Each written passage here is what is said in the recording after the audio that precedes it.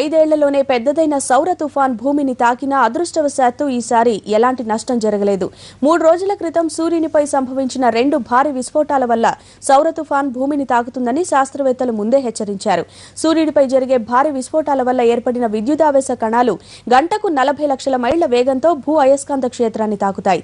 దీంతో మన విద్యుత్ వ్యవస్థలు దెబ్బతినడం, శాటిలైట్లు పాడైపోవడం వంటివి జరుగుతుంటాయి.